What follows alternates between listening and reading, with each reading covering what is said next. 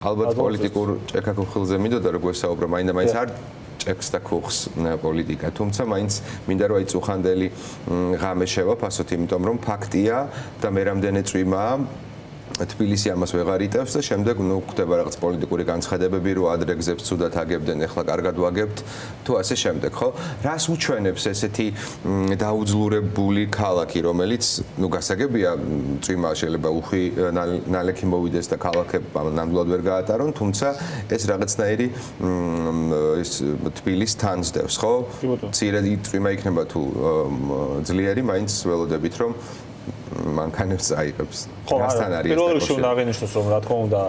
როგორც არ ვიცი, გასულ თვეების მანძილზე არაერთხელ მოხდა და წლების მანძილზე თბილისი დატბორა არა წვიმამ, არამედ კორუფციამ, იმიტომ რომ ამდენი წლის მანძილზე, როდესაც ქალაქში არსებობს ამდენი პრობლემა, რომელიც არის ხილული არა ექსპერტებისთვის, ან კორუფციის წინააღმდეგ ბრძოლებისთვის, ან იმ ადამიანებისთვის, რომლებიც ჩვენ პარტიის გუნდში თუნდაც ამ თემებზე არაერთხელ უკვე არის კონკრეტულ ასე თქვა განცხადებებს აკეთებდნენ, გიო ვაშაფარულავა, ჩემი მეგობარი ვასო ურუშაძე, ჩემი თანამებრძოლები, რომლებიც არის ამ პრობლემებზე უკვე ძალიან ბევრი წელია საუბრობენ, მათ შორის თქვენ ეთერში, ხო? საუბრობენ კონკრეტულად სანიაღურის პრობლემაზე, მაგრამ ამაზე კომენტარი კი არა, რეაქცია არის საჭირო ოცნების აი კონკრეტული წარმომადგენლის მხრიდან, ბატონი კალაძის მხრიდან, რომელიც არის მერი ქალაქის და არის 9 წელი არის ის ვადა, როდესაც ყველაფერი უნდა მოგეთხოვებოდეს ამ ქალაქში, ხო? იმიტომ რომ გასაგებია რომ თავდაპირველ ეტაპზე მათ ჰქონდათ ეს მუდმივი რაღაც გადაბრალების ცდელობა წინა ხელისუფლებას, რომელიც იყო ყველაზე ეფექტური ხელისუფლება ამ ქვეყნის უახლოეს ისტორიაში და მათ აბრალებდნენ, თურმე ნაციონების ბრალი იყო და ჩვენ პარტიას აბრალებდნენ, რომ თურმე რაღაცებს ვერ აკეთებდნენ. ეხლა უბრალოდ იმდენი დრო არის გასული, რომ არის 14 წელია თვითონ ხელისუფლებაში არიან. დე ფაქტოდ თუ როგორც ხო არიან, მათ უჭერიათ სამწუხაროდ, ხო? ეხლა ბერკეტები, ხო, ხელში. იგივე ბატონი კალაძეც უკვე 9 წელი ეხლა ამაზე მეტი რა ვადა უნდა კონდეს, რომ ის პოლიტიკა გაატაროს ამ ქალაქს ჭირდება. ამ დროს რაც არის მთავარი პრობლემები, იგივე საპარკინგო სივრცე პირიქით იკლებს და იმატებს სხვა პრობლემები, ხო? იგივე საპარკინგო სივრცე კი არ გაიზარდა, დაიკლო ბოლო წლების მანძილზე, როცა მანქანების რაოდენობა ესე გაიზარდა და როცა ვსაუბრობ ჩვენ თუნდაც იგივე აი წვიმის პრობლემაზე, ეხლა ძალიან მარტივად გახლავთ. აი ყველაზე ადამიანურ შეფასება რომ მოგახსენოთ, გუშინ ეს თავს მაწება რომ კი არ ვიყოთ, აი ადამიანურად შევაფასოთ, იმიტომ რომ ფაქტია, რომ წვიმა ყოველთვის რაღაცენ საფრთხედ იქცევა ამ ქალაქის. აი მაგიტომ გითხარით, აი გუშინ ვიყავი ერთ-ერთ ქუჩაში ვიყავი, სადაც მეგობრები ვნახე შემთხვევით და საუბრობდით და ესეთი კოკისპირული წვიმა რომ და ამ ესეთი კოკისპირული წვიმა რომ დაიწყო თბილისში, მართლა ყველა იყო გაქცევაზე და იყო შეშინებული, რომ ან მანქანა არ დამიზიანდეს, ან ეხა ძალიან დიდი ტრაგედიაა და ეს რა თქმა უნდა თბილისის ზოგადად ეხა კოლექტიურ ცნობიერებაში დაილექა, ხო? როდესაც 13 ივნისის ეს ტრაგედია მოხდა, ესეც ცალკე რაღაც კიდევ უფრო ეგზისტენციალურ საფრთხეებს მატებს ხოლმე და ადამიანები იყვნენ პირდაპირ დაშინებულები, რომ რაღაცა დაზიანდება, რომ რაღაც თავში მომხდება, რაღაცა დაიტბორება და თუნდაც მანქანა როგორც მინიმუმ დაუზიანდებათ, ხო? ეს გასაგებია რომ როგორც ბატონი კალაძე აღნიშნავდა, ყველგან ხდება წვიმა, მაგრამ არ ვიცი, ევროპის დიდ ქალაქებში დარწმუნებული ვარ, ეს შიში კოლექტიურად ყველა მოქალაქეს დიდი ქალაქის მაცხოვრებელს არ გააჩნია, რომ მანდამ ეს უკვე ევროპის დიდ ქალაქებში ერთხელ თუ მაგალითად აეროპორტის სახურავიდან წყალი ჩამოვა, როგორც წესი ისე შეაკეთებენ ხოლმე, რომ სხვა დროს არ ჩამოვიდეს. რა შორს ავიდე, ხა აქ ახლოს არის ეს ტერიტორია, ხო, ცენტრალური პარკი, რომელიც უნდა აშენდეს, უკვე რა ვიცი, ამდენი წელია საუბრობენ და 5 წელია ცენტრალური პარკი ვერ გააშენეს ქალაქის ცენტრში, ხო? არ ვიცი, ვარკეთილის მეტროს აკეთებდნენ, წლების მანძილზე ხა, როცა ასეთი უძლური არის ინფრასტრუქტურული პრობლემების გამკლავებასთან დაკავშირებით ხელისუფლება ქალაქის თუ ზოგადად ამ ქვეყნის ბოლო წლების მანძილზე იქ მოლოდინიც აღარ არსებობს. გასაგებია რომ ეს ხალხი არაფერს გაკეთებას აღარ აპირებს და ყველაზე დიდი გულისწყობა რატომ არსებობს, იცით, ახლა ჩვენ ნაციონალურ მოძრაობაზე როცა ვსაუბრობთ, ხოლმე ბევრი ისეთი ადამიანი შეხვდა ამ ბოლო დროს, რომ მეუბნება პირდაპირ და ამას ახლა პოლიტიკურ პიარისტს მართლა გულწრფელად ვიძახი, რომ ადამიანები მეუბნებიან, რომ აი ის დრაივი მოენატრათ, ის აღშენებლობა მოენატრათ, რაც იყო ნაციონალურ მოძრაობის მმართველობის დროს, იმიტომ რომ ვიღაცებს შეიძლება ბევრი რაღაც საკითხებს აქვს, მაგრამ ის არის ფაქტი, რომ თუ ნაციონალური მოძრაობის დროს მომართულები ყველა დიდი მსხვილი ინფრასტრუქტურული პროექტების განხორციელებისთვის, რაღაც ცენტრალური პარკის აშენებისთვის კი არა მარტო, რაც საჭიროა და მნიშვნელოვანია, არამედ არ ვიცი, ანაკლის ღრმაწყლოვანი პორტის შექმნისთვის, ქუთაისის აეროპორტისთვის და ეს ხალხი საერთოდ ელემენტარულ პროექტებსაც ვერ ახორციელებს და აგერ რიყის დოქების ამბავია, ჩვენ კონტაქტი გვაქვს ბევრ პარტნიორთან, ამაზეც მინდა ვისაუბრო, რიყის დოქები, რიყის თეატრი, რომელიც არის შესული 2010-იანი წლების ერთ-ერთ საუკეთესო არქიტექტურულ ნიმუშად ძალიან ბევრ ევროპულ კატალოგში, ხო და ძალიან ბევრი გამოკითხვა ჩატარებულა ევროპის მასშტაბით, სადაც ერთ-ერთ საუკეთესო ნიმუშად არქიტექტურულად უღიარებიათ, რომელიც არის ჯერ მარტო ორი სივრცე, ერთი საგამოფენო სივრცე უნდა ყოფილიყო, მეორე საკონცერტო და საკონცერტო დარბაზი მე მინდა საზოგადოება მიცოდეს ესე დეტალები ზოგი ყურადღებას არ ანაჭერს. მე ვფიქრობ, რომ ეხლა მქონდა კონკრეტულ ექსპერტ ამ დარგში, ასე ვთქვათ, მithumetes ამ პროცესში ჩართულ ხალხთან და კულტურის სამინისტროში იმ დროს მომუშავე ადამიანებთან კომუნიკაცია და მე მეშინე რომ ეს ძალიან მნიშვნელოვანი დეტალებია, რომ მაგალითად მათ მიერ არასწორად ჩატარებული რეაბილიტაციის გამო აკუსტიკა დაზიანებულია როგორც ოპერის დიდ თეატრში, ასევე არის კონსერვატორიის დიდ თეატრშიც დაზიანებული გახავდა. სინამდვილეში ეს საკონცერტო სივრცე რიყის თეატრში იყო ფაქტობრივად იდეალური და შეიძლება ითქვას რომ პირველი იქნებოდა აი ამ თავისი აკუსტიკური მაჩვენებლებით და ყველაზე კარგი ასე ვთქვათ სივრცე იქნებოდა ამ კუთხით მთელი თბილისის მასშტაბით და როცა ამ ყველაფერს არათუ პირიქით ჯერ გაავერანეს, ეხლა დანგრევას ვთქვით და რო იძახიან სხვათა შორის იმას რომ არავის არ უნდაო ძალიან ბევრი ადამიანის მე კომენტარი შემოხვდა ბევრი ადამიანი მე გავიგე რომ პირიქით ძალიან ბევრი მე ვფიქრობ რომ უნდა დარჩეს და რიყის თეატრი უნდა იყოს, მაგრამ ბევრსაც სურს რომ თუნდაც სხვა დანიშნულება მოუძებოს და სხვაგან გადაეცეს. ესეც დარჩეს თავად ეს შენობა, რომელიც როგორც თქვენ აღიარეთ. და არა გადაიტანოს სხვაგან თუნდაც. კი ბატონო. კეთილი. მოკლედ საუბრობთ პრობლემებზე და აი თუ კი რამდენიმე წლის წინ მაინც არ იყო ესეთი ხილული, რომ რაღაცნაირად ძალიან არაფერს აღარ აკეთებს ისეც ქართული ოცნება, ქართული საზოგადოებისთვის და მაინც ჰქონდათ ადამიანებს შთაბეჭდილება რომ არა. დღეს უფრო მეტი ადამიანი არის ისე განწყობილი, რომ ხვდება რომ ქართული ოცნება როგორც აი რაღაც ნიაღვარს მიაქვს ეს ღვარცოფი, ესე მიაქ ეს ქვეყანა, მიაქანებს რაღაც. თუმცა მიუხედავად ამისა, მაინც რაღაცნაირად ისე თქვა ხო მე მედეგად დგას რაზს ეფუძნება ქართული ოცნება ახლა თქვენი შეფასებით. ну ალბათ მეტყვით რომ ის რაღაცა პოლიტიკურად დევნის ყველას და ყველაფერს თითქოს ამით იძლიერდება. რა არის მათი მთავარი საყრდენი და ნუ შემდეგ მინდა რომ ვისაუბროთ როგორ მუშაობთ ეს საყრდენებით? ხო. კი, არა, ვიცი რა, ჩვენ ახლა ბოლო წლების მანძილზე ვადევნებთ ფოკუსს ძალიან მარტო რაღაცას, რომ გასაგებია რომ საზოგადოების უფრო დიდი ნაწილი დარწმუნდა იმაში, რასაც ბევრს აქვს ხომ ეს ხედვა, ახლა გუშინ ჩემი მეგობართან ვსაუბრობდი, რომელიც უცხოეთში ცხოვრობს ბოლო წლების მანძილზე და მან მითხრა რომ მისთვის ხილული გახავთ ის რომ მაგალითად ის ნაწილი საზოგადოების რომელიც უყვირდა რომ ვერ ხვდებოდა რომ ოცდებოდა ტექსტებს საფრთხე ბოლო სოციალურშიც შემცირდა ისეთი ადამიანების კომენტარები, რომლებიც ვერ ხვდებოდნენ რომ აი ეს არ იყო რაღაც ქართული ძალა თუ ნუ სამწუხაროდ ხა 2024 წლამდე როგორ შეიძლება ვერ უნდა მიხარიყავ იმას რომ დასავლური ინტეგრაციის მე ხა იმას კი რაღაც მორალისტობა კი არ ვიზახი რომ ხა ეს არ მინდა უბრალოდ ხო მართლა მიყვრის როგორ შეიძლება ვერ მიხარიყავი 24 წლამდე ჯერ კიდევ 2012-ში კი არა და 14-ში თუ არა 16-ში თუ არა და 19-ში თუ არა 24-ში რატო უნდა მიხარიყავი მან დამას მაგრამ ნუ მოხდა ეს ფაქტია და არ ვიცი ჩემი მეგობარიც ჩემთვის ძალიან კარგი ტესტი იყო ამის იმიტომ რომ ეს წლების მანძილზე არ ყოფილა საქართველოს ჩამოსული გუშინ ნახეთ ზუსტადაც და ეს მითხრა მან რომ ის ბევრი ესეთ ადამიანის ის უნდა თუნდაც არასამთავრობო სექტორში იყო სხვა ასე ვთქვათ აი აქეთ უფრო პროდასალურ ბჭყალებში რომ სეგმენტში უნდა ყოფილიყო მოსახლეობის და მათგან უკვირდა და ეს ხალხი ფაქტობრივად ეხლა შეცვლილი აქვს თავის შეხედულება. ამიტომაც არის ეხლა მე ამას რატო ვიძახი რომ რეალურად რა თქმა უნდა ხარდაჭერის კუთხით არის ისტორიულ მინიმუმზე ჩამოსული ოცნება და მათ შორის არა მხოლოდ ხარდაჭერის, არამედ იმ ადამიანების რომლებიც არიან აი მართლა კრიტიკულად განწყობილები და მართლა ოპოზიციურად განწყობილები და არა შუა ეგრეთ წოდებულ შუაში მყოფები. მაგრამ ამიტომაც მას აქვს გაძლებული რეპრესიული კუთხე ერთი მხრივ, ამიტომაც არის რომ პარტიებს ხსალავს, ამიტომაც არის რომ პოლიტიკურ ლიდერებს იჭერს, თორემ ხა ბიზნესმენები რაღაცა კეთილშობილი არ იყო 2018 წელს, რამას რო არ აკეთებდა და ეხა არ გაბოროტებულა. ხო, უბრალოდ მას ეხა დაჭირდა ამის გაკეთება ძალაუფლების შესანარჩუნებლად. მათ შორის თქვენზე ზეწოლას და ყველა თავისუფლების კუნძულზე ზეწოლას აძლიერებს, თუმცა პროპაგანდისტულად ისევ დგას იმ კლიშეებზე, რომელსაც არ ვიცი, სათანადოდ უნდა უპასუხოთ 24 წელს მაგალითად შეცდომა იყო ის ჩემი აზრით, რომ თუნდაც ჩემი პარტიის მხრიდან სათანადოდ პასუხი არ გაეცა, თუნდაც ამ ომის რაღაც წაყრუება თუ იყო ფაქტობრივად პასუხი, ხო, ჩვენი მხრიდან რომ ამ თემაზე არ უნდა გვესაუბროს, სხვა თემებზე უნდა გვესაუბროს, თუნდაც ეკონომიკურ რეალურ პრობლემებზე,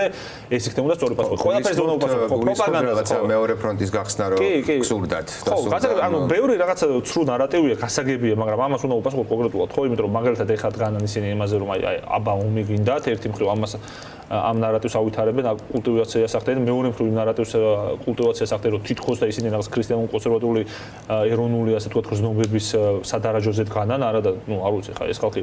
ყველაფერს თუ თავი დამანებოთ ეს ადამიანები სხვადასხვა დროს იყვნენ თუნდაც თავისივე მათივე ხა ეს ნარატივები რო გავიხსენოთ სოროსი გინდათ ბატონი სოროსის რა ვიცი ძალიან ჩახუტებულ მდგომარეობაში იყო ივანიშვილი ილაშქრებდა ასევე სხვადასხვა ასე ვთქვათ ლიბერალური ამღირებულებებისთვის მათ შორის 90 წლებში ინტერვიუში ნათქვა მექვს რომ საერთოდ სულის უკვდავების არ წამს ანუ ეს ისეთი ადამიანებია რომელთაც რო დაჭირდათ მაშინ მოინდომეს ამ სტატუსის მორგება ხო სინამდვილეში რომ მათივე ბიოგრაფიებს რო გავეცნოთ არც ერთი არ იყო რაღაც ყოწრ ეროვნული ღირებულების მატარებელი სულ ყველაფერს თავიდანებოდ მე მეორე ხა არ ვიცი ხა გელაც რას უშვებიან თუნდაც სხვაგან რასაც შვებიან ხო ჩვენ კულტურული მემკვიდრეობის კუთხით ხო იგივე ეროვნულზე რო სავსაუბრობთ არ ვიცი ხა გიორგი ანჩხელაძეს პიარ შეწირულს რო ეძახი და დიდ გორობას რო ჩადიხარ მანდამაის თუნდაც ჩვენ მეგობარ ქვეყანაში თურქეთში და აი ამ ყველაფრის შემოქმედები რომ ეროვნულობას იჩემებენ ეს კიდევ ცალკე უბედურებაა მაგრამ მე ამ ყველაფერს რატო ვამბობ ერთი მხრივ ეს პროპაგანდა არის რომელსაც აუცილებლად უნდა ვებრძოლოთ და უნდა ვებრძოლოთ ყველა დონეზე მათ შორის პირისპირაც არსებობს ასევე შავი ფული რომელსაც უნდა ვამხილდეთ თქვენი გუნდი სხვა შორის მინდა აქვე აი უშუალოდ თქვენზე ვთქვათ თქვენ გუნდზე ძალიან დიდ როლს ასრულებთ ამ საქმეში და იგივე ჩვენთანაც არის მე მინდა ჩემ ლევან ხაბაშვილის ციხეში რეგულარულად ციხეში ეს ხალხი იყო ვინც ამ კორუფციის წინააღმდეგ ბრძოლაში ჩემთვის იყო ერთ-ერთი გამორჩეული იგივე ნუ ლაშა ფარულად ვასურუშეძე როგორც ვახსენა ეს ხალხი არ გარეთ და სხვაებიც ან კორუფციის წინააღმდეგ ბრძოლა არის ამის ერთ-ერთი მნიშვნელოვანი შემადგენელი ელემენტი იმიტომ რომ შავ ფულზე დგას ბევრი რამ ამ ქვეყანაში აი შავი ფულის ნაწილზე ჩვენ მქონდა რეპორტაჟი მადლობა რომ ეს გაიხსენეთ სადაც საგამოძიებო რეპორტაჟი სადაც ცალსახად ვამხილეთ პირდაპირ შემოვიტყუეთ ეს ადამიანები ამ ექსპერიმენტში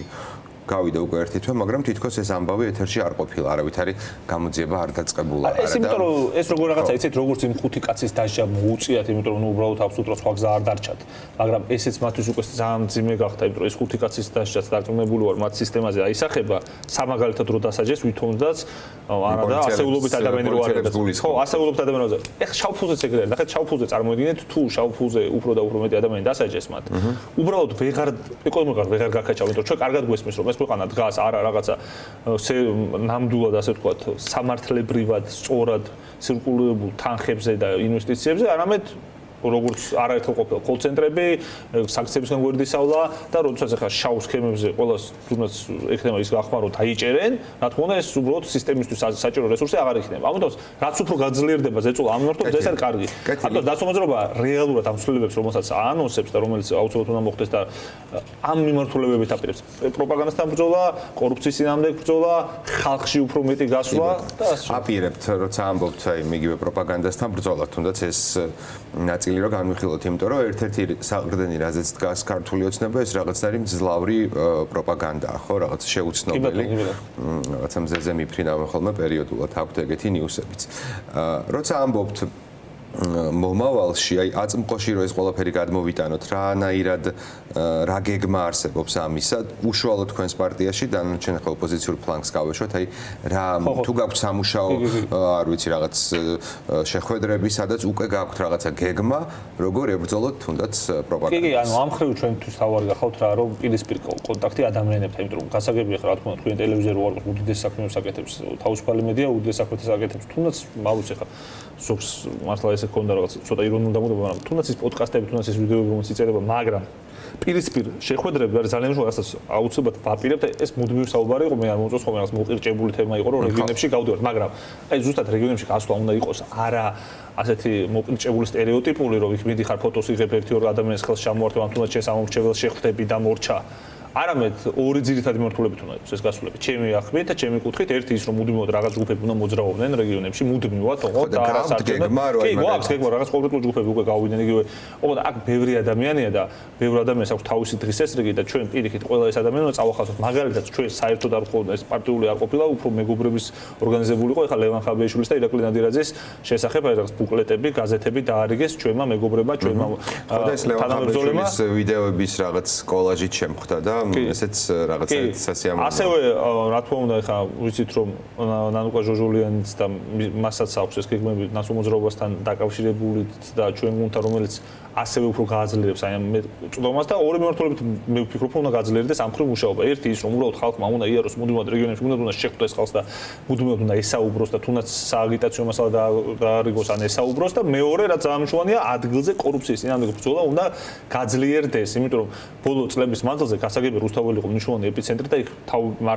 მით უმეტეს პირველ პერიოდში ეს იყო გადამწყვეტი ეს ბრძოლა, სადაც ვაჩვენეთ ის, რომ ვართ მედეგები და ვართ გაუტეხელები და ამის გამოა რომ ივანიშვილმა ბოლომდე ვერ ჩააბატონა ეს დიქტატურა. ამ 600 დღიან პროტესტზე როცა ვსაუბრობთ, ამ პროტესტს აქვს უდიდესი მნიშვნელობა და ყველა მისი მონაწილე თქვენი შვილიც და ყველა ეს ვინც გვაქცენტდება, ხო, ახალგაზრდები თუ ძველი თაობები, ყველა ეს ადამიანები, ვინც არაერთხელ დაიჭირეს, თუნდაც იმის გამო, რომ სამოქალაქო პოლიტიკური უფლებებისთვის მართლა გადამწყვეტ ფაზაში ვართ. მაგრამ ამის გარდა პარალელურად არის აუცილებელი ეს პოლიტიკური სამუშაო, ხო, იმიტომ რომ მაგალითად პარტიულად რო გითხრათ, ნაცნობ მოძრაობის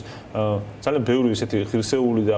ძლიერი აი წევრი რა, წევრი მეხამუშება ეს მართლა ვიზეთ დგას ნაცნობ მოძრაობა. ესეთი ხალხი ისედაც დგას რუსთავზე გუშინ ვიყავი ასული და 600 დღეს აი ამ იუბილეს ბრჭყალებში ვიტყვი, ხო, იქ ნაცნობ მოძრაობის წევრები ისედაც არის. ამიტომ ჩვენ ასევე უნდა ვიყოთ ორიენტირებულები იმაზე, რამაც ჩემი აზრით ცვლილებები განაპირობა თუნდაც 2003 წელს, ხო? ეს ზუსტი ანალოგები არ განმეორდება და აბსოლუტურად სხვა სისტემაში და სხვა გარემოებებში ვართ ეხლა, მაგრამ მაშინ რა იყო თავი, რომ ხალხთან ჰქონდა ორგანული კავშირი. ხალხის პრობლემებისთვის, კორუფციისთვის ორგანულად იბრძოდი და მაშინ თუ ვინმე გაახსენდებოდა, რომ ვინ არის ეხლა, ვინც იბრძვის ეკოლოგიური კატასტროფის წინააღმდეგ, ოლიგარქების, მინიგარქების წინააღმდეგ. იყო ეხაც იგივე სიტუაცია, ეხაც იგივე ოლიგარქები, ეხაც იგივე მინიგარქები და ეხაც იგივე ადგილზე ბრძოლა არის საჭირო. და ამ ხრივ ჩვენ ძალიან კარგი ხალხი ყავს თვითონ რეგიონებში, თუმცა თბილისიდან ჩასულებით ძალიან მნიშვნელოვანი იქნება და როცა ჩვენ საუბრობთ ჰორიზონტალურ მართლობაზე, აქ მნიშვნელოვანი არის ახალგაზრდებზეც როცა საუბარი არის.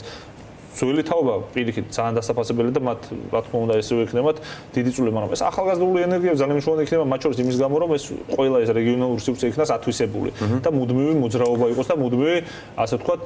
კონტაქტი და ბრძოლა იყოს და ამ ხრივ ნაცნობობას ჩემი აზრით და ამის გამარტყმება გვაქვს განსაკუთრებული რესურსი და ვაპირებთ რომ თუნდაც იმ რეფორმებით, ინსტიტუციურ რეფორმებით, რომელსაც ვაპირებთ, რომ ყველა რეგიონალურ თუ ეროვნულ დონეზე არჩევნები ჩატარდეს ხოლმე პირდაპირ გზით, რომ ადამიანებს მათ შორის რეგიონებში უფრო მეტი ფუნქციები შევძინოთ და უფრო მეტი დატვირთო მივანიჭოთ, ხო? მათ თითოეულ კვედებას. ეს იქნება საბოლოოში კარგი ქვეყნისთვის. ამას რასაც ახლა თქვენ საუბრობთ, ესეთი ვარაუდი მიჩნდება, რომ უფრო აქტიურ ფაზაში საზოგადოება იხილავს სადღაც სექტემბრიდან.